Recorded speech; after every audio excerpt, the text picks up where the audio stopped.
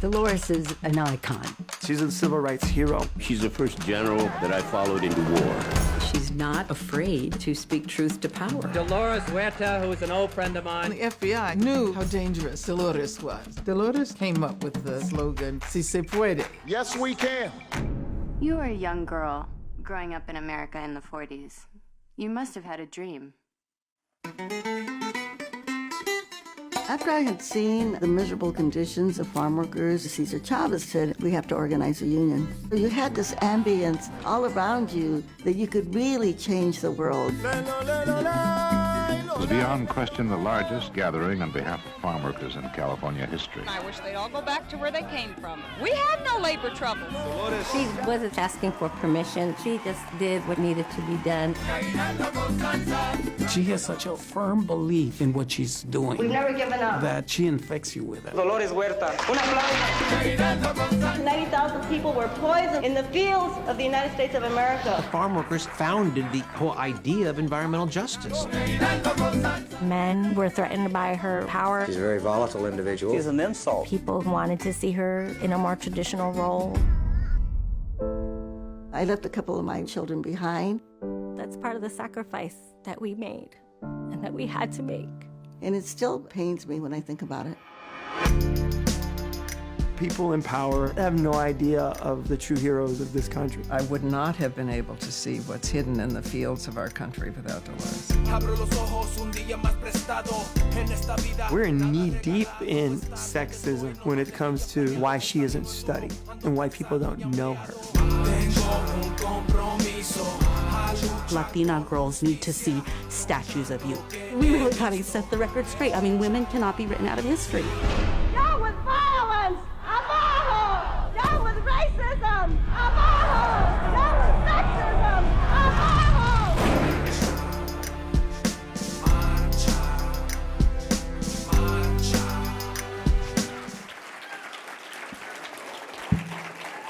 Thank you.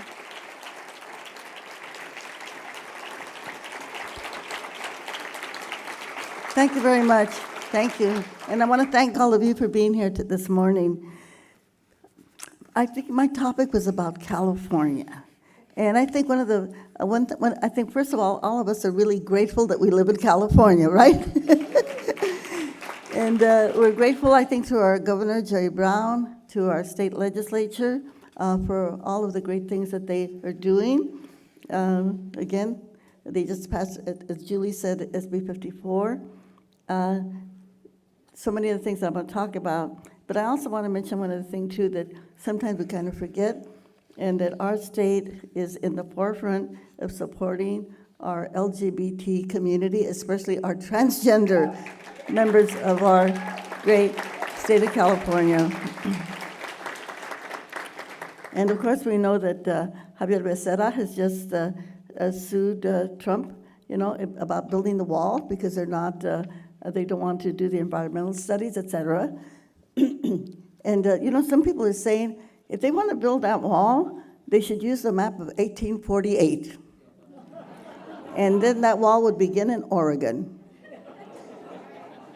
Think about that, okay? So, hopefully, if nothing really bad, dire happens to us, like an earthquake, we will continue going forward. And even though we have such a great state, such great people, great legislature, great organizations like the California Endowment, et cetera, but we do know that we have challenges. And the great thing about California is that if we can solve these challenges, we know that the rest of the country will copy us. But they are, of course, very, very big challenges. But we also have some great opportunities, I think, that we're not taking advantage of. And I believe one of the basis, of course, of everything that we're going to be doing in the future is to see what we can do with our education system.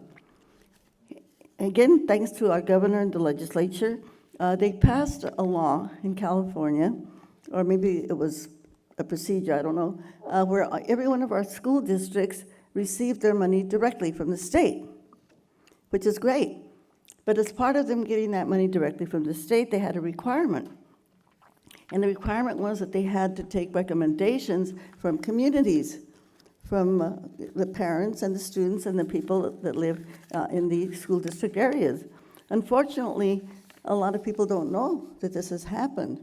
And so they are not really making sure that the money that was designated, especially special funds that were designated for low-income students, English learners, and foster children, that that money would be spent the way that the state expected it to be spent.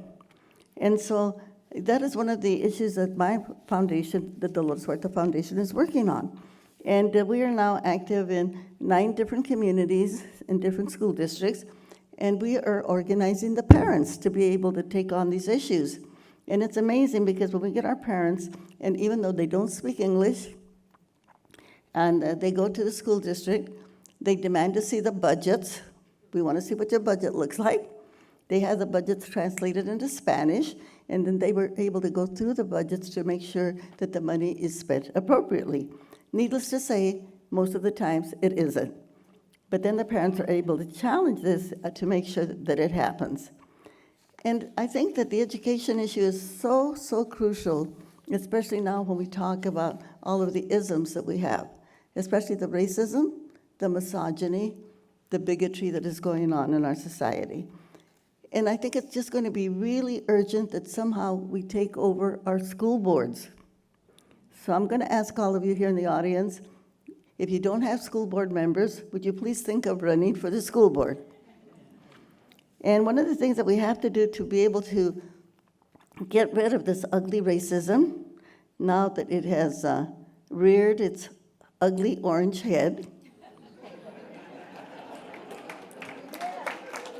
is that in every single, starting in pre-K, starting in Head Start, in kindergarten, that we somehow incorporate into our curriculum the contributions of people of color. Reminding people that, number one, the first slaves in the United States were our indigenous people, the Native Americans.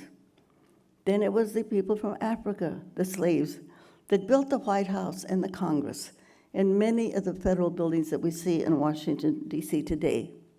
And yes, it was people from Mexico, and Japan, and China, and the Philippines, and India that were brought in to, again, build the infrastructure of the United States of America.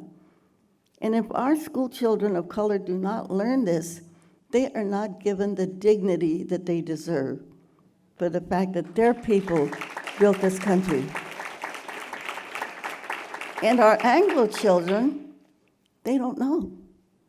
And so the one thing we do not want to do is create more neo-Nazis. So somehow children think that somehow white is superior and white is supreme. But we really got to do this very actively, because if we don't, it's going to continue.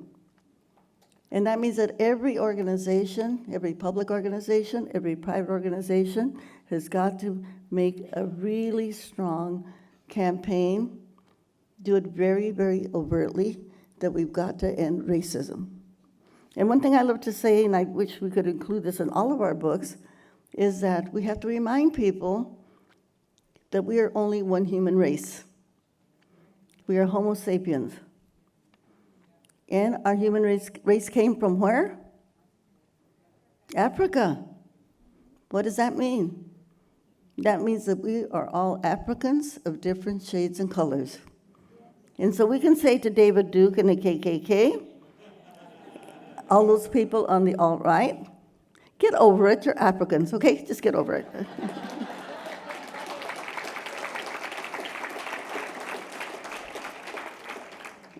And you know, during the last presidential campaign, there was a lot of talk about, yes, we should have a free education for college education for every person in the state of California and the United States of America. We are the richest country in the world. And if you have a little country like Cuba, which is a very poor country, you know, they don't have material things like we have here, but what do they have? They have free college education for every single person in Cuba. And they also have universal health care in Cuba. They have a clinic and a doctor in every single neighborhood. Now, if that country can do it, why can't the United States of America? So these are things, I think, the challenges that we have, and that we really have to reach out and see how we can make that happen. So we know that our teachers are not being paid enough money. You know, you can graduate from high school and you can get more money becoming a prison guard in the state of California than you can with a college degree and being a teacher. So those are just some of the things that we have to be addressed. And when we're talking about prisons, you know, what does the future of California look like? We know we are becoming a majority of people of color state. And in many communities, like in the Central Valley, where my foundation is based, you know, the majority are now people of color. That means that when we think about where we're going to be investing our resources, we have to invest it in those young kids that are the kids of people of color. And at the same time, we've got to stop that school-to-prison pipeline. You know, if we could spend more money on educating our kids of color instead of sending them to prison, right off the state is going to save some money right away. But in order to do that, then we've got to really change our school boards, and we've got to change our curriculums. And Camilla will be talking more about that later, so I'm not going to go into that in a large detail. But, you know, it costs what? To keep somebody in prison, it costs over $60,000. And to give somebody a college education, it only costs $40,000. So the math is there. And it's, you know, it's interesting that we can all look at that. Some of the other things that we have to talk about, I think, in California is our income inequality and gentrification. So poor working people now, they can't find a place to live. And you know, we see the homeless on the street and we kind of feel sorry for them, but we're not really doing anything, I think, to try to stop the homelessness. I know there's some places like Oakland, I think Modesto is now trying to do something. And so we kind of have to take all of those things as, you know, part of our communities and what can we do about it. And especially when we see people that are mentally ill. Now, if we see somebody on the street with a broken leg or a broken arm, we're going to call an ambulance. We're not going to leave that person lay there with a broken limb. We're going to do something to help them. But when we see our mentally ill, you know, we just kind of ignore them. And at one time, the state of California, believe it or not, we had the best mental health programs in the whole United States of America. That was before Governor Reagan got elected, and he dismantled our mental health systems. So that is another one of our challenges. So the only way that we can, you know, really address all of these issues is that we've got to be civically engaged. And Julie talked about that earlier when she was here. And that means that we have to really get engaged at the local level. We have to make sure that every single person really is not only registered to vote, that they vote, but they also campaign to get good people elected. Because if not, it doesn't happen. And I wanted to give you an example of a person in our foundation. You know, we do this grassroots organizing. You know, we do house meetings, and Camilla will talk about that more later on. But I just want to tell you about one of the outcomes. The main thing is, if we organize people at their level, they actually become the power in their community. So you don't have to go do it for them. Whatever solutions that they need to solve, they actually know how to do it for themselves. And that's the way that you build the power of people. So we have this one woman who was organized in a house meeting. Her name is Leticia Prado. So they didn't have a gymnasium at their middle school. And the air quality, by the way, in Southern Kern County is so bad. It's actually the worst in the nation. So on some days, the kids couldn't go out and play. So they wanted to have a gymnasium for the kids. So how did they get a gymnasium? Well, they had to pass a bond issue. So they went door to door. They got people to sign a petition. They put it up for an election. They got the people out to vote. And they won with 73% of the vote. And they have a brand new state-of-the-art gymnasium in Weed Patch, California, okay? But then Leticia decided that she would run for the school board. Now this lady never went to high school, never went to college, speaks very broken English, but she demands that everything be translated into Spanish. So at her school there in Weed Patch, they were going to get rid of the breakfast program for the farm worker kids. Well, Letitia said, we're not going to have that. So she got rid of the principal and kept the breakfast program. Then she got herself elected to a water board in an adjoining district. And they had just hired a water manager for the board, so she vetted him and found out that he had been fired from another company for embezzlement. So she got rid of him. And then she started looking at all of the bank records and found out that there was $250,000 missing from the funds of the utility district. Thank you. And so she called in the grand jury, and they just arrested the clerk. Now, the clerk may not be guilty because she hasn't had her trial yet, but the thing is that she went in there and did the work that needed to be done. And so this is where it's at. In order to make changes, we've got to take those boards where the policies are being enacted. So we just can't say, I'm going to leave it up to so-and-so. We've got to make sure that the people that we work for really do the work. And so I am just begging everybody, please get involved. Get involved in your local Democratic Party or Republican Party or Green Party, whatever party it is, to make sure that progressive people are then nominated for different offices, because we are in a crisis in our country. You know, I do a lot of speaking with community colleges and high schools, and I ask people, I'll ask the whole audience, how many of you know who your supervisor is? How many of you know who your city council person is? How many of you know who your state representative is? Usually the only person that they would know is who was the president of the United States of America. Because we are not taught civic engagement anymore in our schools. So people don't even know why it's important for them to vote. And so we have a democracy that is in jeopardy. And another one of those segments is, of course, our labor unions. Labor is an endangered species. And we have to remind people, if it were not for organized labor, we would not have weekends, we would not have the 8-hour day, we wouldn't have public education, Social Security, workers' compensation, disability insurance, unemployment insurance, none of that. So we've got to support labor unions, because if not, we don't have a middle class, and if we don't have a middle class, we don't have a democracy. So these are the things that I think that we really have to think about and think what we're going to be working for. Excuse me. The other thing is I think we have to have a healing. I was really happy to see that we started with Native Americans. And I think the way that we have a feeling is we invite our Native American leaders to come to every single community, and let's have a confessional. Let's talk about all of the things that we did to hurt other people, especially people of color, or people that are mentally ill, etc. And let's have a healing, and let's talk about it. And then with our Native American leaders and with our public leaders, then we can say, from here, we're going to go forward. And let's not really get discouraged. Remember, and I'm going to quote a poem by Pablo Neruda, and it says, they can cut all the flowers, but they can't hold back the spring.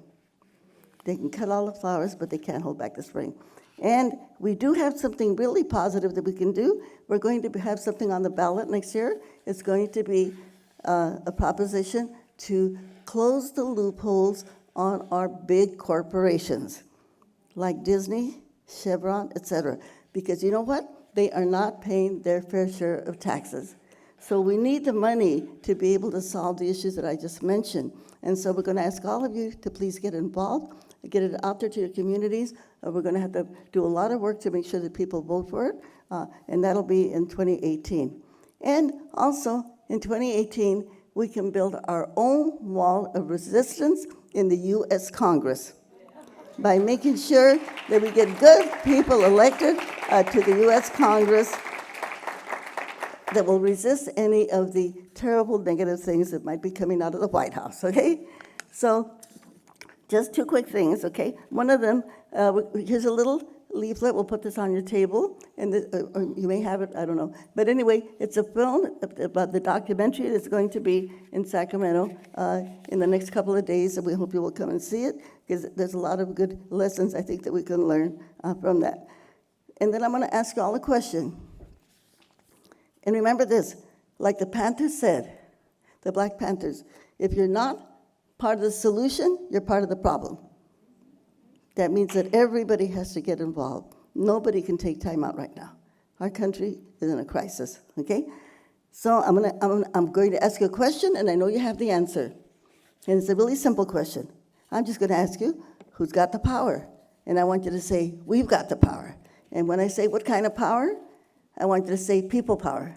But I want you to shout that out so loud so that all of those alt-right people can hear us, okay? All right, let's go. Okay.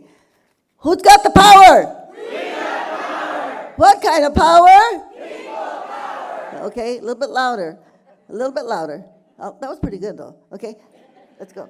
Who's got the power? We got the power. What kind of power? People power. Are we going to go out there? Are we going to engage? Are we going to help to, get the resources that we need so we can solve some of these really pressing problems that we have? Okay, and we're going to say, yes, we can. But in Spanish, we're going to say, sí se puede. Okay, let's all go together with an organized hand clap. Let's go. Sí se puede.